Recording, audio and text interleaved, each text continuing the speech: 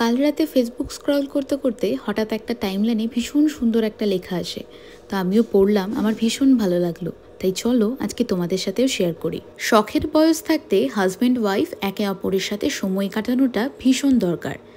বছরে একবার হলেও দুজনে অজানা কোথাও ঘুরতে যাওয়া, সপ্তাহে একবার হলেও দুজনে একসাথে কোনো এক রেস্তোরাঁয় বসে খাওয়া দাওয়া করা, অথবা অচেনা পথের ধারে কোনো এক চায়ের দোকানে বসে ধোয়া ওঠা গরম চায়ে চুমুক দেওয়া, কারণ ছাড়াই হাতে হাত রেখে কিছুটা পথ হেঁটে আসা, সুখ দুঃখের কথা বলা, দুজনে দুজনকে প্রশংসা করা, দিনে অন্তত 10 মিনিট হলেও একান্তে দুজনের সময় কাটানো, এগুলোই যেন একটা সুন্দর ও সুস্থ সম্পর্কের মূল্যবান ঔষধ।